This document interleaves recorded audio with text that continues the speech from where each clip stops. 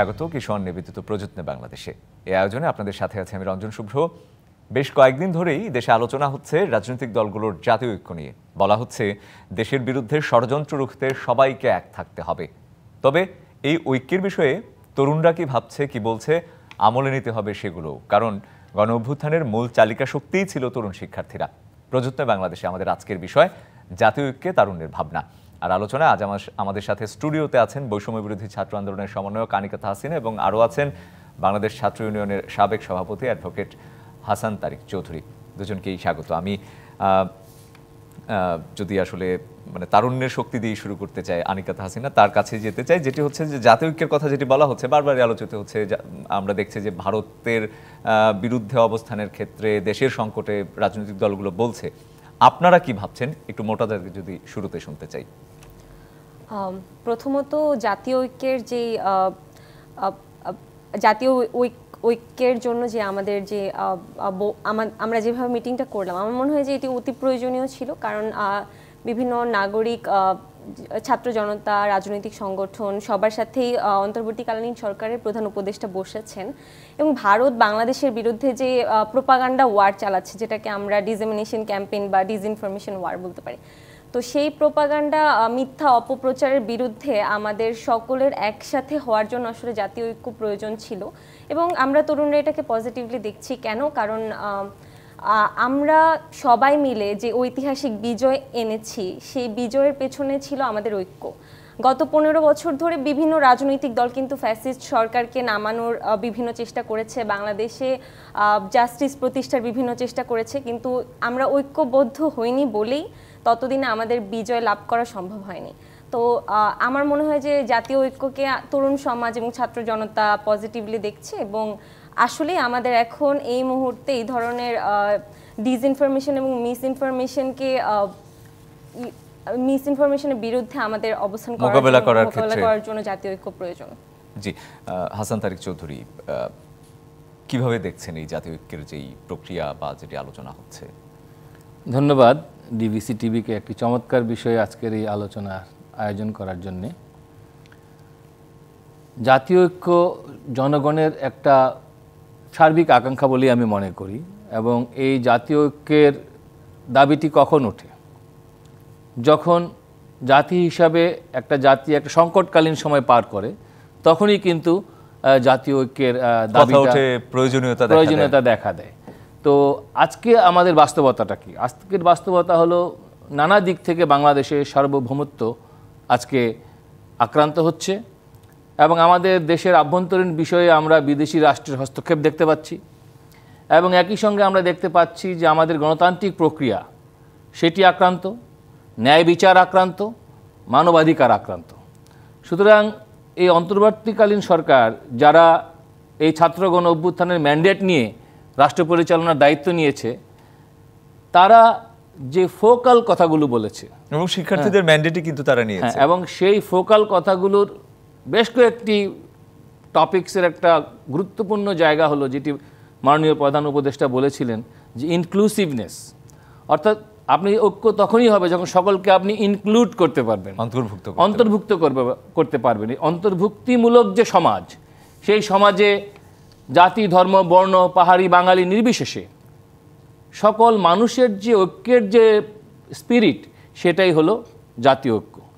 আজকে এই বাংলাদেশে আমরা দেখতে পাচ্ছি যে বাংলাদেশ যখন একটা ক্রান্তিকালে দাঁড়িয়ে, তখন একটি মহল আমাদের এই ঐক্যটাকে বিনষ্ট করার চেষ্টা করছে। কিভাবে?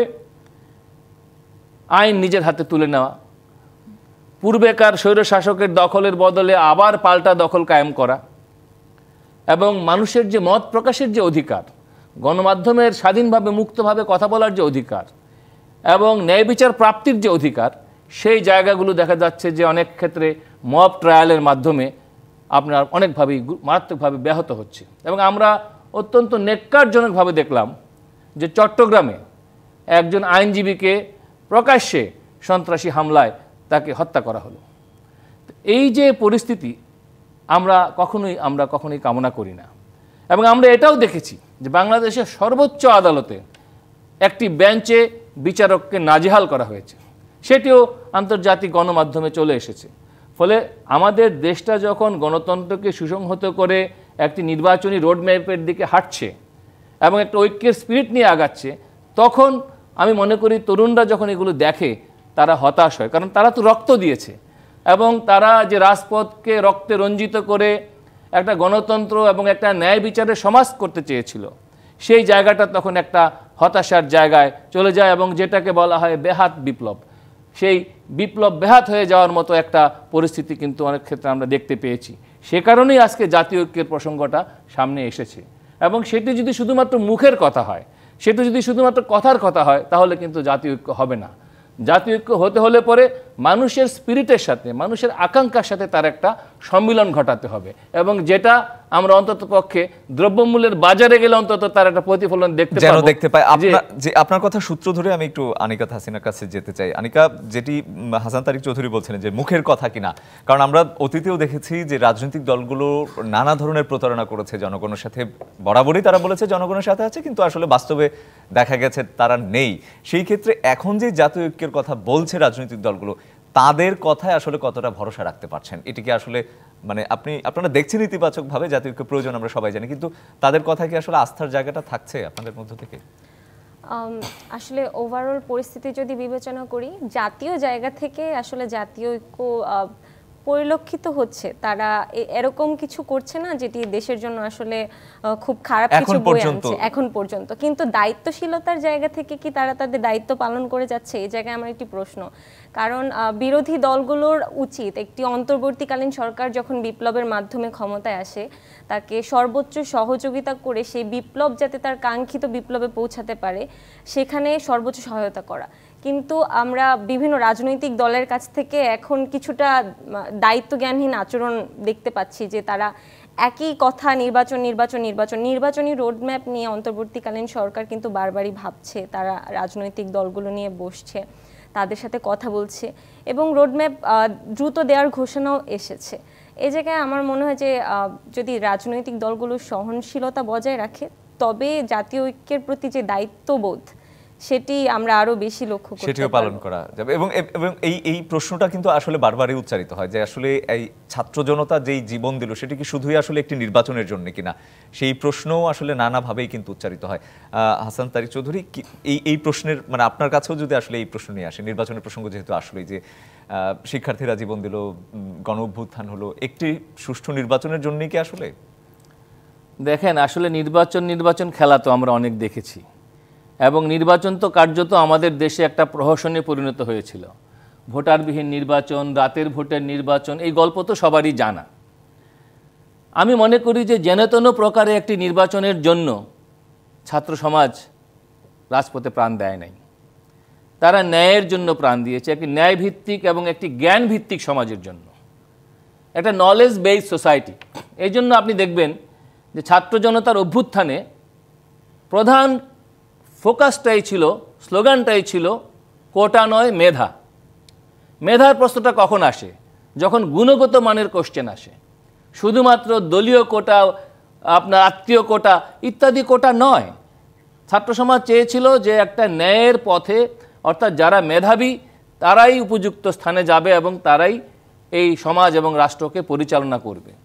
সুতরাং যেনতেন উপায়ে নির্বাচনের রাস্তায় যদি আমরা হাঁটি, অর্থাৎ নির্বাচন ব্যবস্থার যে একটা ন্যূনতম সংস্কার, সেটি ছাড়া যদি আমরা নির্বাচনের পথে হাঁটি, তাহলে আমাদের আবার পেছনের দিকেই হাঁটাই হবে। সুতরাং আমরা মনে করি যে তরুণদের যে ভাবনা, তাদের ভাবনায় একটা উজ্জ্বল ভবিষ্যৎ রয়েছে, তাদের কল্পনায় স্বপ্নে একটা কর্মসংস্থানের বাংলাদেশ রয়েছে, যে বাংলাদেশে মেধার ভিত্তিতে উপযুক্ত কর্মসংস্থান হবে। একটা বেকার সবকিছুতে দলীয়করণটা না, আপনি দেখেন যে এই যে নির্দলীয় যে আমার ইন্টারিম গভর্নমেন্ট, তারা তো জনগণের ম্যান্ডেট নিয়ে এখানে আজকে দায়িত্ব পালন করছে। সেই জনগণের ম্যান্ডেটের অগ্রগামী বাহিনীটাই হলো কিন্তু এই ছাত্র সমাজ। এবং আপনি দেখেন যে এই যে বিগত অভ্যুত্থানটি হয়ে গেল, কারণ আমি ছাত্র জনতার অভ্যুত্থানকে আমি বিপ্লব এই টার্মটা ইউজ করার পক্ষপাতী না, কারণ পলিটিক্যাল সায়েন্সে রেভলিউশন বা বিপ্লব বলতে যেটি বোঝায় সেটি হলো গোটা ব্যবস্থার একটা আমূল পরিবর্তন হয়ে যে সরকার আসে, সেটি হলো একটা বিপ্লবী সরকার বা বিপ্লবের শক্তি বা বিপ্লব। আমাদের দেশে কিন্তু আমূল কোনো পরিবর্তন ঘটে নাই। আমাদের ব্যবস্থা যেমন ছিল, পুরনো সংবিধানের অধীনেই এই অন্তর্বর্তীকালীন সরকার শপথ নিয়েছে, অর্থাৎ রাষ্ট্র ব্যবস্থা আগের মতোই রয়েছে, আগের মতোই বিচারক নিয়োগ হয়েছে, সবকিছু হয়েছে। কিন্তু এই জন্যই সংস্কারের কথাটি এসেছে। বিপ্লব আর সংস্কারের মধ্যে অনেক পার্থক্য রয়েছে। তো সেই জায়গায় আমি মনে করি যে তারুণ্যের যে ভাবনা, যেটি আজকের এই অনুষ্ঠানের মূল প্রতিপাদ্য বিষয়, সেখানে তারুণ্যের ভাবনাটা হলো একটি ন্যায়ভিত্তিক সমাজ এবং ন্যায়ের জন্য একটা সংস্কার, এবং সেই সংস্কারের জন্য আপনি জানেন ইতিমধ্যে বেশ কিছু সংস্কার কমিশন গঠিত হয়েছে, এবং সেই সংস্কার কমিশনও কিন্তু আগের আমলেও কিন্তু সংস্কারের কথা আমরা অনেক শুনেছি, কিন্তু সংস্কারের বাতাস আমরা দেখতে পাইনি। আজকে যে সংস্কারের কথা বলা হচ্ছে যে নির্বাচনের প্রশ্নে, যে আমরা যদি নির্বাচনে আবারও দেখি ওই কালো টাকার মালিকরা, ওই লুটেরা ধনিকরা যারা লক্ষ কোটি টাকার ব্যাংক থেকে লুটপাট করে বিদেশে পাচার করেছে, তারাই যদি রাজনীতির নিয়ন্ত্রক হয়ে যায়, তাহলে এটাকে তো আমরা আগের মতো নির্বাচন খেলাই বলবো। অর্থাৎ এই নির্বাচন দেশের মানুষকে, তারুণ্যকে কিছু দিতে পারবে না, কারণ তারা লক্ষ কোটি টাকা বিনিয়োগ করবে এবং লুটপাটের দুর্নীতির মধ্যে দিয়ে সেটা উঠিয়ে নেবে। এই দেশের যে সংকট চলছে, একটি রাজনৈতিক সরকারই আসলে সামাল দিতে পারবে? এই প্রশ্নের উত্তর আমি দুজনের কাছ থেকেই শুনবো। একটা বিরতির সময় হয়ে গেছে আমাদের। প্রযুক্তি বাংলাদেশে ফিরে এসে আনিকা তাহসিনা, আপনাকে দিয়ে শুরু করবো যে রাজনৈতিক দলগুলো যে যুক্তি দিচ্ছে যে বড় আকারের বা বড় পরিসরে যে সংস্কারের কথা বলা হচ্ছে, সেটি আসলে রাজনৈতিক সরকারই করতে পারবে, এই সরকারের সেই সক্ষমতা বা সময় নেই। দুজনেই থাকুন আমার সাথে। কিশোর নিবেদিত প্রযুক্তি বাংলাদেশে নিচ্ছে একটা বিরতি, ফিরছে শিগগিরই, সঙ্গে থাকুন। আমন্ত্রণ আরও একবার কিশোর নিবেদিত প্রযুক্তি বাংলাদেশে। আমাদের আজকের বিষয় জাতীয় ঐক্যে তারুণ্যের ভাবনা। আর আলোচনা করতে স্টুডিওতে আমার সাথে আজকে রয়েছেন হাসান তারিক চৌধুরী এবং আনিকা তাহসিনা। আনিকা, আপনাকে আমি বিরতির আগে বলছিলাম যে সংস্কারের প্রসঙ্গ যেহেতু আসলো, রাজনৈতিক দলগুলো কিন্তু বারবার বলছে যে সংস্কার প্রয়োজন, কিন্তু সেটি তারাই করতে চায়। একটি রাজনৈতিক সরকারে আসলে সংস্কার করতে পারবে, তার জনবল রয়েছে, তার সাংগঠনিক ভিত্তি রয়েছে, জনসম্পৃক্ততা রয়েছে। বারবার যেটি বলা হচ্ছে যে জনসম্পৃক্ততা, এই সরকারের জনসম্পৃক্ততা কম, সুতরাং সংস্কার আসলে রাজনৈতিক সরকারই করবে। আপনারা কি ভাবছেন? আমি তো বলবো অন্তর্বর্তীকালীন সরকারের যে জনসম্পৃক্ততা আছে, সেটি অন্য রাজনৈতিক দলের থাকার কোনো সুযোগ নেই। কারণ একটি গণঅভ্যুত্থান মানেই বিশাল জনসম্পৃক্ততা এবং জনমত। তো সেই জায়গা থেকে আমরা ছাত্র জনতা কি চায় সেটি কিন্তু খুব স্পষ্টভাবে রাজনৈতিক দল এবং অন্তর্বর্তীকালীন সরকারকে জানিয়ে দেওয়া হয়েছে, এবং আমাদের বিপ্লবের ভাষা স্পষ্ট ছিল। আমরা চাই রাজনৈতিক বন্দোবস্ত এবং ফ্যাসিবাদী ব্যবস্থার চূড়ান্ত বিলোপ।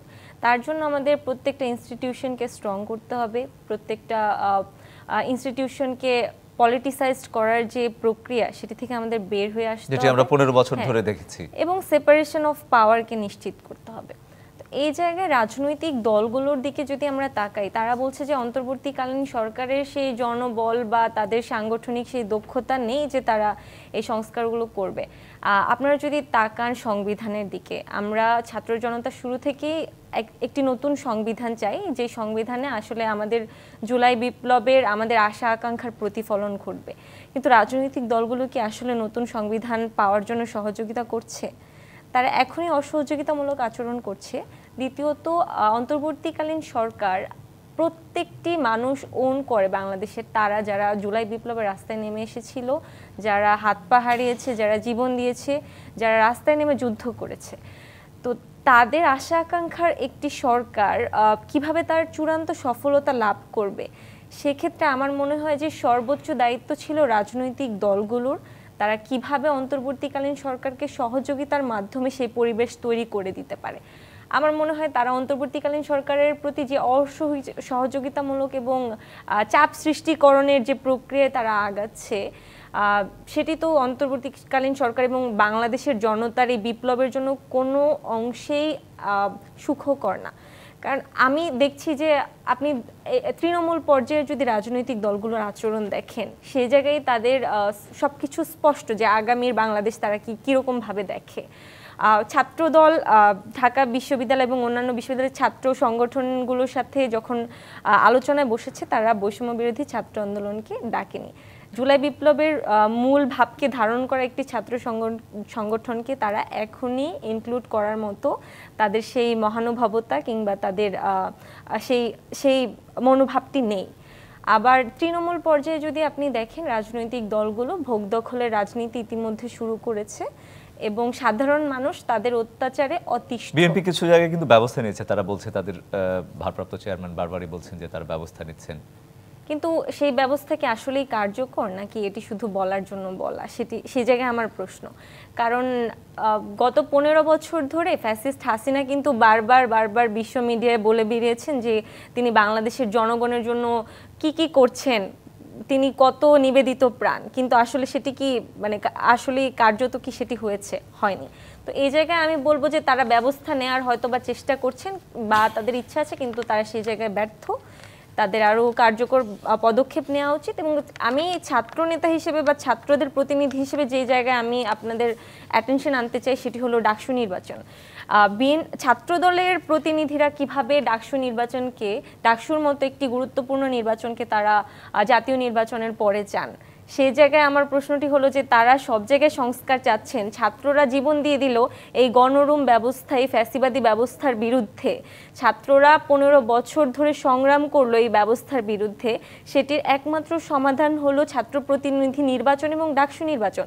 সেই নির্বাচনকে তারা ফেয়ার হিসেবে এবং সেটির জন্য দলীয় প্রভাব মুক্ত হয়, সেরকম একটি নির্বাচনী, অবশ্যই সেটি যেন দলীয় প্রভাব মুক্ত হয় এবং লেজুর ভিত্তিক না হয়, সেই জায়গা থেকে আমরা ডাকসু নির্বাচনকে জাতীয় নির্বাচনের আগে চাচ্ছি, সকল সাধারণ শিক্ষার্থী চাচ্ছে, কিন্তু সেই জায়গায় তারা ডাকসু নির্বাচনকে জাতীয় নির্বাচনের পরে চাচ্ছেন। তো আমার এই জায়গায় ফেয়ারনেস নিয়ে কোয়েশ্চেন, আসলেই তাদের ইন্টেনশন কিন্তু তাদের বিভিন্ন কথাবার্তায় স্পষ্ট হয়ে যাচ্ছে। তো এই জায়গায় আমি বলবো যে এটি অন্তর্বর্তীকালীন সরকারের কোনো অবস্থাতেই দুর্বলতা কিংবা ব্যর্থতা নয়, যে তাদের সাংগঠনিক দক্ষতা নেই কিংবা জনসম্পৃক্ততা। সংস্কারের ব্যাপারে আপনি আসলে অন্তর্বর্তী সরকারে আস্থা রাখতে চান? জি, হাসান তারিক চৌধুরী। দেখেন, আসলে অন্তর্বর্তীকালীন সরকার আসলে কে এবং সে কি চায় এটা তার নামের মধ্য দিয়েই প্রকাশিত। এটি একটি অন্তর্বর্তীকালীন সরকার এবং যে ম্যান্ডেটটা নিয়ে অন্তর্বর্তীকালীন সরকার এখন দায়িত্বে রয়েছেন, সেই ম্যান্ডেটটি হলো জনগণের ম্যান্ডেট। এবং এই জনগণ কারা? এই জনগণের মধ্যে আন্দোলনকারী ছাত্র সমাজ রয়েছে, এই জনগণের মধ্যে ক্রিয়াশীল রাজনৈতিক শক্তিও রয়েছে। এবং রাজনৈতিক শক্তিগুলো কিন্তু কখনোই বলে নাই যে তারাই অন্তর্বর্তীকালীন সরকারকে রাষ্ট্র পরিচালনার ম্যান্ডেট দেয় নাই, বরং অন্তর্বর্তীকালীন সরকার যখনই রাজনৈতিক দলগুলোকে ডেকেছে, সমস্ত দল গিয়ে কয়েকদিন আগেও একটা সর্বদলীয় সভা সেখানে তারা করেছে এবং সেখানে তারা বাংলাদেশের চলমান ক্রাইসিসগুলো নিয়ে আলোচনা করেছে এবং একটা ন্যূনতম ঐক্যের জায়গায় সবাই পৌঁছার চেষ্টা করেছে। কিন্তু প্রশ্ন হলো, অতীত তো কখনো পিছু ছাড়ে না। অতীতের যে বদভ্যাস, পলিটিক্যাল পার্টিগুলোর যে অতীতের বদভ্যাস, যেটা একটু আগে আনিকা বলে গেল, সেই বদভ্যাস থেকে পলিটিক্যাল পার্টিগুলো নিজেদেরকে কতটা সংশোধন করতে পেরেছে সেটা তো কাজের মধ্য দিয়ে দেখাতে হবে এবং সেটা তো দেখানোর সময় এখনই। এবং আমি বলবো, আমি যে ছাত্র সংগঠন বিলং করতাম ছাত্র জীবনে এখন থেকে প্রায় 25 বছর আগে, ছাত্র ইউনিয়ন, সে 1952 সালের জন্মলগ্ন থেকে যে কথাটি বারবার বলে এসেছে যে দলীয় লেজুরভিত্তিমুক্ত ছাত্র সংগঠন প্রতিষ্ঠা না হলে এবং দলীয় প্রভাবমুক্ত ডাকসু চাকসু অর্থাৎ ছাত্র সংসদ নির্বাচন না হলে গণরুম নির্যাতন বন্ধ হবে না, ক্যাম্পাসে অস্ত্রের ঝনঝনানি সন্ত্রাস বন্ধ হবে না। কিন্তু আমরা দেখেছি এই পলিটিক্যাল পার্টিগুলোর জন্যই, তাদের লেজুরভিত্তিক সংগঠনগুলোর জন্যই যুগের পর যুগ ক্যাম্পাসে রক্ত ঝরেছে এবং ছাত্ররা কলুষিত হয়েছে। আজকে বৈষম্য বিরোধী ছাত্র আন্দোলন যে কথাগুলো বলছে সেগুলো কিন্তু সেই কথারই আমি বলবো যে পুনঃপ্রকাশ, এবং সেটা আরও নবায়িত রূপে আরও বড় শক্তি নিয়ে জনগণের সামনে এসেছে। এবং এটা আমাদের স্বীকার করতে হবে যে বিগত স্বৈরাচার বিরোধী আন্দোলনে আমাদের দেশের প্রথাগত রাজনৈতিক দলগুলো চরমভাবে ব্যর্থতার পরিচয় দিয়েছে এবং সেই জায়গায় সাফল্যটা এনে দিয়েছে আমাদের লড়াকু ছাত্র সমাজ। কিন্তু রাজনৈতিক দলগুলোকে আমি একটু ছোট্ট করে একটু যুক্ত করতে চাই। প্রায়ই দেখি তারা বলছে যে তারা এই আন্দোলনে যুক্ত ছিল। আজকে জাতীয় পার্টিও দাবি করলো যে তারাও আসলে যুক্ত থাকার তো একটা মাত্রাগত ব্যাপার আছে। একটা হলো নৈতিক সমর্থন দিয়ে যুক্ত থাকা, আর একটা হলো সশরীরে মাঠে থেকে লড়াই সংগ্রামে যুক্ত থাকা। তো সেটা তো দেশের মানুষ জানে কে কতটুকু কোন পর্যায়ে ছিল, কারা প্রাণ দিয়েছে, কাদের রক্ত ঝরেছে। কিন্তু এটাও সত্য, বাংলাদেশের দেশপ্রেমী ক্রিয়াশীল রাজনৈতিক দলগুলো সবাই এই ছাত্রগণ অভ্যুত্থানে রাজপথে থেকেছে এবং সেটা প্রমাণিত, প্রকাশিত। কিন্তু এখন প্রশ্ন হলো, দেশটাকে আপনি কিভাবে রক্ষা করবেন? আজকে যে বৈষম্য বিরোধিতার কথা বলা হয়েছে, কার সাথে কার বৈষম্য? আমরা তো প্রধানত দেখি আমাদের দেশের প্রধান সমস্যা হলো আয়ের বৈষম্য। একটা আমাকে দেখতে হবে একটা শ্রেণী দৃষ্টিভঙ্গি থেকে। আমাদের দেশের মেজরিটি হলো সর্বহারা প্রলেতারিয়ের শ্রেণী, যাদের শ্রম ছাড়া যাদের বিক্রি করার আর কিছু নাই। আমরা তো দেখি আমাদের দেশের একটা বড় অংশ হলো মেধা ছাড়া তাদের বিক্রি করার আর কিছু নাই, মেধা খাটিয়ে খাওয়া ছাড়া তাদের আর কিছু করার নাই। অর্থাৎ কায়িক শ্রম এবং মানসিক শ্রমের বহিঃপ্রকাশের বিনিয়োগের মধ্য দিয়েই কিন্তু তারা চলে। কিন্তু আরেকটা শ্রেণী পরগাছা লুটেরা শ্রেণী আছে, যাদের সমস্ত সম্পদ যাদের পকেটে কেন্দ্রীভূত। আমি লিস্ট বলে আমার আলোচনা লম্বা করতে চাই না। আজকে বৈষম্যের ব্যবধানটা কিন্তু সেই জায়গায় আনতে হবে, এবং এই জায়গাটা ছিল তারুণ্যের আকাঙ্ক্ষা। তরুণরা এই আন্দোলনে বলতে চেয়েছে যে আমরা একটা বৈষম্যমুক্ত সমাজ চাই। এখন এই বৈষম্যমুক্ত সমাজ আপনি কেমনে করবেন? বৈষম্যমুক্ত সমাজ তখনই হবে যখন আপনি আপনার রাষ্ট্রের অর্থনৈতিক পলিসিতে পরিবর্তন আনবেন। আমরা অর্থনৈতিক পলিসিতে কি পরিবর্তন দেখতে পাচ্ছি? আমাদের শিক্ষানীতিতে কি পরিবর্তন দেখতে পাচ্ছি? শিক্ষা সংস্কারের কাজটা কোথায় হচ্ছে আমরা কিন্তু জানি না। যেটি আজকে বলা হলো, ডাকসু নির্বাচন দিতে সমস্যাটা কোথায়? কেন জাতীয় নির্বাচনের আগে ডাকসু চাকসু ইত্যাদি ছাত্র সংসদ নির্বাচন দেওয়া যাবে না? কোথায় ভয়টা? আমি অন্তত জানতে চাই। কারণ আমরা ক্যাম্পাসে ছিলাম, আমরা দেখেছি যে এই সমস্ত গণতান্ত্রিক প্রতিষ্ঠানকে কারা নষ্ট করেছে। সুতরাং আমার মনে হয় বিভিন্ন পলিটিক্যাল পার্টিতে যে ব্যক্তি পূজার সংস্কৃতি, যেটি হলো ফ্যাসিবাদী সংস্কৃতি, ব্যক্তি ব্যক্তি ব্যক্তি, ব্যক্তির নামে সব, এক ব্যক্তির কথায় সব চলবে, দেশ চলবে, রাষ্ট্র চলবে, দল চলবে, এই ব্যক্তি সংস্কৃতি থেকে দলেরও গণতন্ত্রায়ন লাগবে। দলের ভিতরেও একটা সংস্কার লাগবে, সেখানেও কোটা নয়, সেখানেও মেধা লাগবে। সেটি যদি না করতে পারা যায় তাহলে যেই লাউ সেই কদুই হবে। এই সমস্ত আমাদের আন্দোলন রক্তদান একটা ব্যর্থতায় পর্যবসিত হবে। সেজন্য আজকে সময় এসেছে নজরদারিটা রাখার, এবং আমি মনে করি যে আমাদের তরুণরা এই নজরদারিটা রাখবে। তরুণরা নিশ্চয়ই নজরদারি, এবং জাতীয় ঐক্যের প্রসঙ্গে আবারও ফিরবো যে এখন যেই সংকট চলছে সেই সংকটে আসলে রাজনৈতিক দলগুলো আসলে যেই সদিচ্ছা নিয়ে তারা সদিচ্ছার কথা বলছে সেটি কি আসলে দেখাতে পারবে কিনা? যদি দেখায় রাজনৈতিক দলগুলোর ঐক্য আসলে এই সংকটে কোনো সহায়ক ভূমিকা রাখবে কিনা, সেই প্রশ্ন নিয়ে ফিরবো। আমাদের আরেকটা বিরতির সময় হয়ে গেছে। কিশোর নিবেদিত প্রযুক্তি বাংলাদেশে নিচ্ছি আরেকটা বিরতি, ফিরছি শিগগিরই, সঙ্গে থাকুন। আমন্ত্রণ আরও একবার কিশোর নিবেদিত প্রযুক্তি বাংলাদেশে। আমাদের আজকের বিষয়ে জাতীয় ঐক্যে তারুণ্যের ভাবনা। আলোচনায় আছেন আনিকা তাহসিন এবং হাসান তারিক চৌধুরী। আনিকা তাহসিন, আপনাকে দিয়ে এবারও শুরু করতে চাই যেটা আমি বলছিলাম বিরতির আগে, যে রাজনৈতিক দলগুলোর যে ঐক্যের কথা বলা হচ্ছে সেটি দিয়ে আসলে এই যে চলমান যেসব সংকট আমরা দেখছি, যে ভারতের সাথে সংকট, অর্থনৈতিক সংকট, নিত্য প্রয়োজনীয় দ্রব্যের ঊর্ধ্বগতিতে নাভিশ্বাস জনগণের, সেই সবগুলো সংকটের মধ্যে আসলে এই ঐক্য কিছুটা কাজে লাগবে কিনা? অবশ্যই ঐক্য তো কাজে লাগবেই, এবং শুধুমাত্র রাজনৈতিক দলগুলোর ঐক্য না, আমি মনে করি রাজনৈতিক দলগুলো একটি এক্সাম্পল হতে পারে ঐক্যের সাথে সাথে।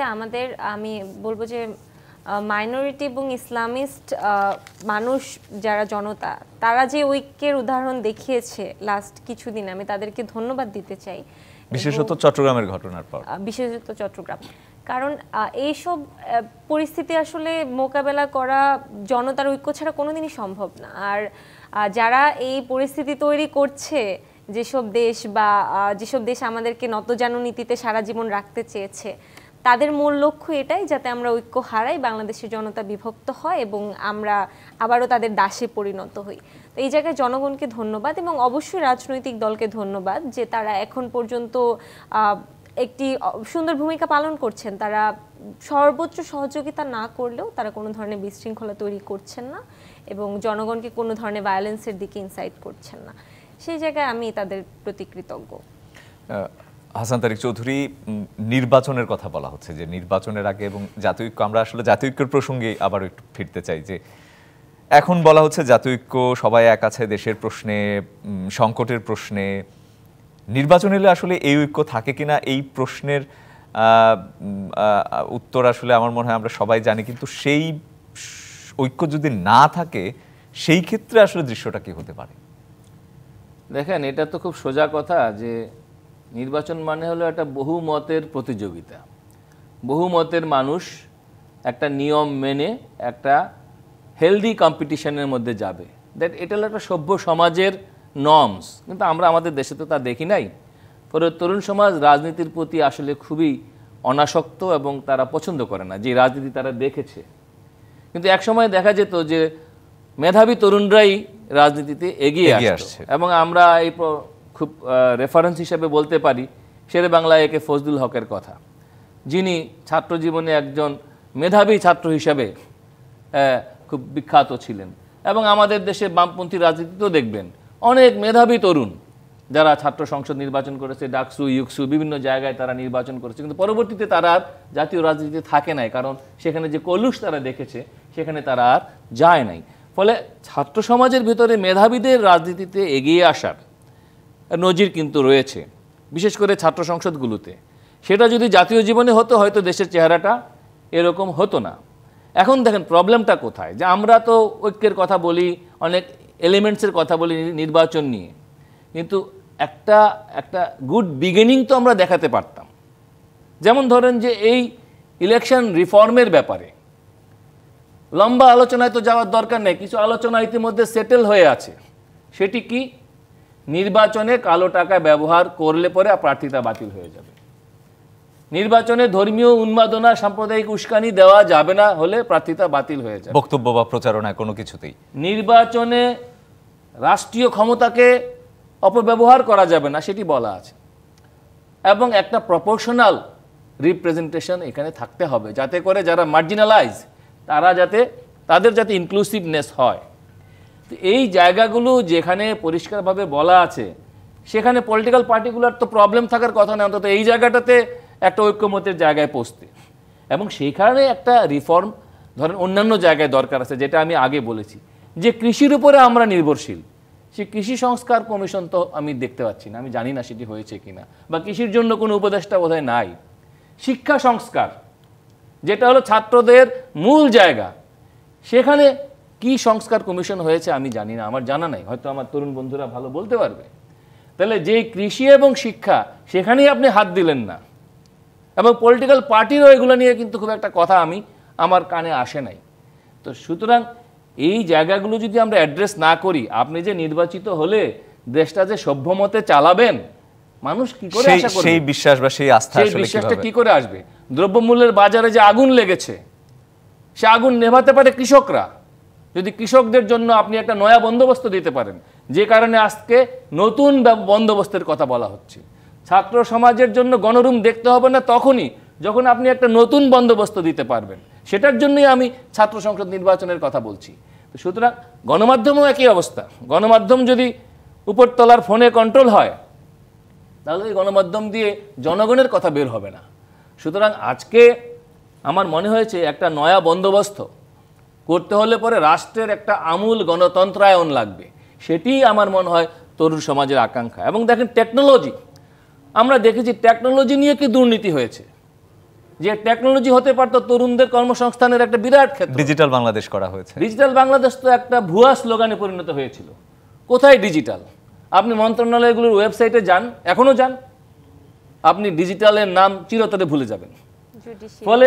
ফলে আমাদের জুডিশিয়ারিতে দেখেন, আর আমি তো ডিজিটালে যাব আরো পরে, আমাদের সুপ্রিম কোর্ট যে কোনো মুহূর্তে মূল ভবনটা ভেঙে পড়তে পারে, পরিত্যক্ত। কয়দিন আগেও ভবনের ছাদ ভেঙে একজনের মাথার সামনে টেবিলে পড়েছে। তো আপনি এইভাবে যদি রাষ্ট্রীয় কাঠামোগুলো এরকম ভঙ্গুর অবস্থায় থাকে তাহলে আপনি কি আশা করবেন সেখানে? সেজন্য আমার মনে হয় ন্যূনতম কিছু কাজ আছে যেটি অল্প সময়ের মধ্যে হলেও অন্তর্বর্তীকালীন সরকার করতে পারে। এবং অন্তর্বর্তীকালীন সরকার শুধু পলিটিক্যাল পার্টিকে ডাকবে কেন, পেশাজীবী সংগঠনগুলোকে ডাকতে হবে তাকে, কারণ তারা এই সমাজে একটা গুরুত্বপূর্ণ রোল প্লে করে। সাংবাদিকদেরকে ডাকতে হবে, সাংবাদিকদের সমিতিগুলোকে ডাকতে হবে, আইনজীবীদের সমিতিগুলোকে ডাকতে হবে, ডাক্তারদের সমিতিগুলোকে ডাকতে হবে, ইঞ্জিনিয়ারদের সমিতিগুলোকে ডাকতে হবে, জাজ সাহেবদের সমিতিগুলোকে ডাকতে হবে। তো এইরকম সমাজের যত স্টেক হোল্ডার, যাদেরকে আমরা অংশীজন বলি, not only political parties but also the stakeholders of the society, তাদেরকেও ডাকতে হবে। ডাকলে পরে না আপনার জাতীয় ঐক্য হবে। পলিটিক্যাল পার্টি কি সবাইকে সবসময় রিপ্রেজেন্ট করতে পারে? সেটা কি তারা কখনো পেরেছে? যদিও তারা সেটি দাবি দে করে। Claim that. শুধু ক্লেম করলেই তো আর দেশপ্রেমিক হওয়া যায় না। দেশপ্রেমিক হতে হলে আত্মত্যাগ দিয়ে প্রমাণ করতে হয়। সুতরাং আমাদের দেশের রাজনীতির সংজ্ঞা এক সময় ছিল আত্মত্যাগের প্রতিযোগিতা, আর এখন আত্মপ্রতিষ্ঠার প্রতিযোগিতায় এটি পরিণত হয়েছে। তো সেই জায়গায় একটা নয়া বন্দোবস্ত আমাদের রাজনীতিতে, নির্বাচনে আমাদের লাগবে, এবং সেটি মনে হয় আমাদের তরুণদের চাওয়া পাওয়া জায়গা। আমি এভাবেই দেশটাকে দেখতে চাই। জি, আনিকাতা হাসিনা কিছু যোগ করবেন কিনা, আমরা একদম শেষ দিকে হাসান ভাই চমৎকারভাবে যে উদাহরণগুলো দিলেন এই সব কিছুর সাথে আমি একমত, এবং তিনি মেধাবীদের নেতৃত্বের কথা বললেন। তিনি আসলে ছাত্র জনতার কথারই প্রতিফলন ঘটিয়েছেন। এর সাথে আমি শুধু একটা জিনিসই বলবো জনতার উদ্দেশ্যে, যে আমাদের এখন এক থাকতে হবে। যদিও অন্তর্বর্তীকালীন সরকারের হয়তোবা বিভিন্ন কিছু ভুল ত্রুটি রয়েছে, সেটিকে আমরা এই মুহূর্তে আমাদের চূড়ান্ত সাফল্যের জন্য ওভারলুক করে হলেও আমাদের সকল জনতাকে এক থাকতে হবে, এবং সেটি আসলে দেশের বৃহত্তর স্বার্থের জন্য। হাসান তারিক চৌধুরী। আমি তো বলবো যে কথার ফুলঝুরি নয়, কথা নয় কাজে বিশ্বাসী। এই কথাটি আমরা ছোটবেলায় আমাদের একদম প্রাইমারি স্কুলের পাঠ্যপুস্তকের শিক্ষা। আমরা সত্যবাদী হব, এটি আমাদের পাঠ্যপুস্তকের শিক্ষা। সুতরাং জনগণের সামনে যারা রাষ্ট্র চালায় তাদেরকে সত্য ভাষণ দিতে হবে। যে প্রবলেমগুলো আমরা ফেস করছি রাষ্ট্রের ক্ষমতায় থেকে, সেটাকে অ্যাড্রেস করতে হবে। ওষুধের বাজারে সংকটটা কোথায়, ব্যাংকিং সেক্টরে ক্রাইসিসটা আসলে কোথায়। আপনি দেখেন যেগুলো সিকিউরড লোন সেখানে হলো খুব খরগহস্ত, আর যেগুলো লুটেরারা নিয়ে চলে গেছে সেখানে আর্থিক প্রতিষ্ঠানগুলো নীরব। এই যে বৈষম্য, আবারও বৈষম্য বিরোধিতার কথা চলে আসে। অর্থাৎ এই রাষ্ট্রের সর্বাঙ্গে এমন ব্যথা তৈরি হয়েছে, আপনি কথা বলতে গেলে এক ব্যথা নিয়ে কথা বললেই আপনার দিন রাত্র পার হয়ে যাবে। সুতরাং এত বড় একটি কাজ, সেটি করার জন্য একটি রাজনৈতিক ঐক্যমত্য লাগবে, এবং সেটির জন্য যারা এই কথাগুলো বলছে তাদের নিজেদের রেকটিফিকেশন করে জনগণকে দেখাতে হবে যে তারা নিজেদেরও আসলে প্রমাণের কারণ কিছু তারা জায়গা। যদি ওই পার্সোনালিটি কাল্টের মধ্যে ঢুকে যায়, যেটা আমি আগে বলেছি, তাহলে জনগণ বুঝবে যে তাদের দিয়ে কিছু হবে না, বিশ্বাসটাও আর আসবে না, বিশ্বাসটা হারাবে। অসংখ্য ধন্যবাদ হাসান তারিক চৌধুরী এবং আনিকাতা হাসিনা আজকে আমাদেরকে প্রযত্ন বাংলাদেশের সময় দেওয়ার জন্য। শেষ করছি কিশোর নিবেদিত প্রযত্নে বাংলাদেশ। ডিবিসির সঙ্গে থাকুন।